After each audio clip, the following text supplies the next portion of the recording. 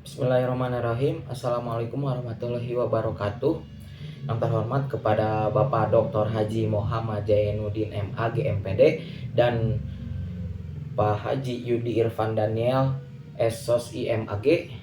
Perkenalkan, nama saya Rify Tazkian dengan NIM 12120202115 dari jurusan PAI kelas F semester 5 dari Universitas Islam Negeri Sunan Gunung Jati Bandung. Di sini saya akan memaparkan jawaban ujian akhir semester mata kuliah Filsafat Islam. Yang nomor 1, teori emanasi menurut pribadi ya. Kata emanasi berasal dari bahasa Inggris yaitu emanation, yang berarti proses munculnya sesuatu dari pancaran bahwa yang dipaparkan substansinya sama dengan yang memancarkan.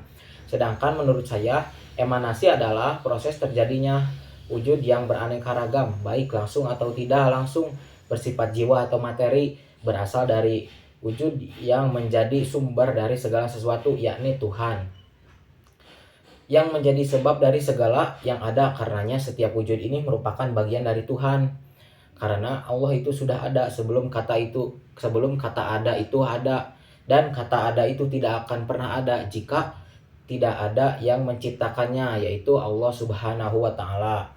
Emanasi juga berarti realitas yang keluar dari sumber Tuhan, seperti cahaya keluar dari matahari. Dengan beremanasi itu, the one tidak mengalami perubahan. Emanasi itu terjadi tidak dalam ruang dan waktu. Ruang dan waktu terletak pada tingkat yang paling bawah dalam proses emanasi. Ruang dan waktu adalah suatu pengertian tentang dunia benda. Untuk menjadikan alam, mula-mula menghamparkan sebagian dari kekekalannya, lalu membungkusnya dengan waktu. Selanjutnya energinya bekerja terus menyempurnakan alam semesta ini. Waktu berisi kehidupan yang bermacam-macam. Waktu bergerak terus sehingga menghasilkan waktu lalu, sekarang, dan akan datang. Ajaran emanasi juga beranggapan bahwa yang lebih tinggi berkembang kepada yang lebih rendah, dari yang tak berakhir kepada yang berakhir. Secara demikian rupa, di mana pengaliran dari yang tak berakhir adalah secara bertahap menuju kebenaran yang berakhir.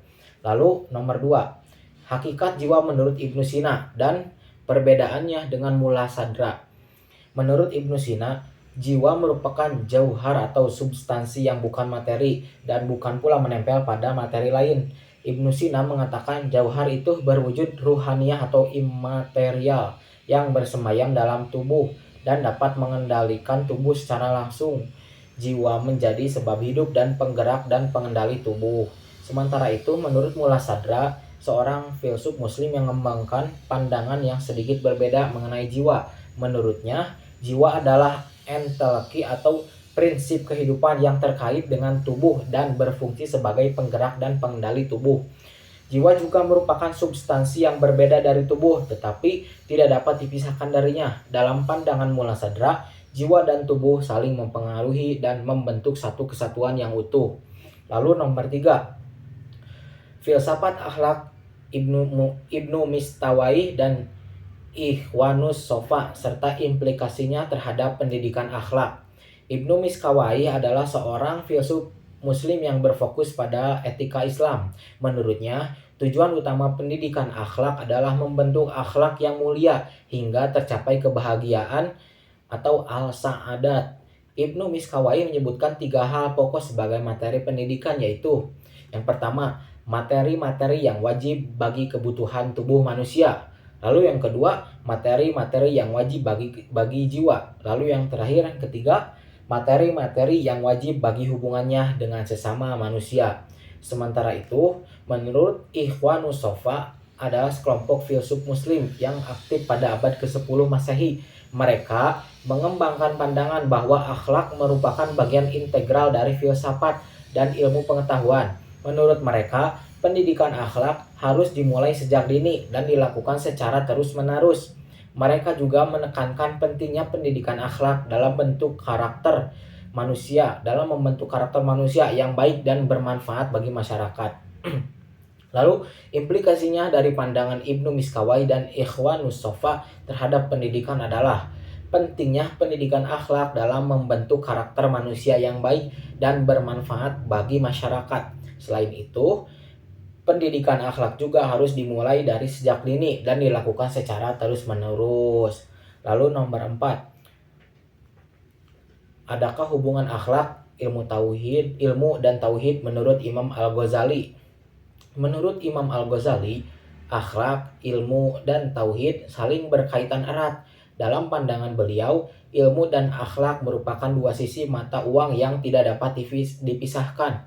Ilmu tanpa akhlak dapat menimbulkan kejahatan, sedangkan akhlak tanpa ilmu dapat menimbulkan kesalahan. Sementara itu, tauhid juga memiliki peran penting dalam membentuk akhlak dan ilmu. Dalam pandangan Al-Ghazali, tauhid adalah landasan utama bagi akhlak dan ilmu. Tanpa tauhid, akhlak dan ilmu tidak akan memiliki arah yang jelas dan dapat menyimpang dari ajaran Islam.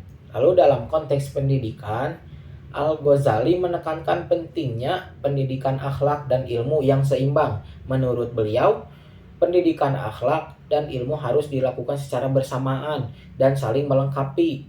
Dalam hal itu, tauhid juga menjadi bagian integral dari pendidikan akhlak dan ilmu. Lalu nomor 5 atau nomor yang terakhir,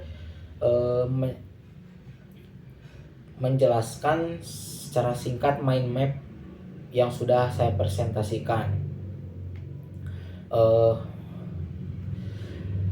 Mind map yang saya presentasikan kemarin adalah berjudul Pemikiran Filsafat Al-Kindi. Riwayat hidup Al-Kindi. Yang pertama, riwayat hidup Al-Kindi ya. Al-Kindi adalah seorang filsuf besar pertama Arab dan Islam. Nama lengkap Al-Kindi adalah Abu Yusuf Ya'qub ibnu Ishaq bin Sobah bin Imron ibnu Ismail ibnu Muhammad ibnu Al-Asyiat ibnu Qais Al-Kindi. Lalu, nama Al-Kindi berasal dari nama salah satu suku Arab yang besar sebelum Islam, yaitu suku Kindah. Al-Kindi lahir di Kufah pada abad 9 Masehi, yaitu sekitar tahun 801 Masehi, dan wafat pada tahun 873 Masehi. Adapun karya-karya Al-Kindi diantaranya yaitu 1. Fi al-Safat al-Ula, kedua kitab At-Tasi'ala Ta'allum al-Falsafat, lalu yang ketiga Risalah fi Ta'lil al-Adad, yang keempat kitab Al-Falsafat al-Dakhilat wa al-Masail al-Mantikiyah wa al-Mu'tasos wa ma fauqo al-Tabi'iyat. Lalu yang kelima Kamiyat Kutub Aristoteles, lalu yang keenam Fi al-Nafs. Lalu adapun karir Al-Kindi. Yang pertama, membuat sebuah studi seksama tentang pengetahuan Yunani, Persia, dan India di Basroh dan di Baghdad. Lalu yang kedua, termasuk sebagai ilmuwan filsafat, kedokteran, dan ilmu-ilmu spesifik. Lalu yang ketiga, bertindak sebagai astrolog istana dan sebagai tutor bagi salah satu pangeran di istana. Lalu yang keempat, Al-Kindi adalah seorang penulis dan ilmuwan ensiklopedi. Lalu yang kelima, sangat dihormati oleh para pemikir Eropa pada abad pertengahan. Lalu yang keenam, menjadi seorang penerjemah di istana.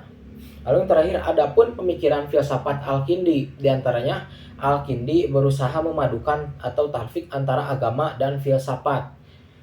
Lalu yang kedua, filsafat menurut Al-Kindi adalah batas mengetahui hakikat suatu sejarah, batas kemampuan manusia.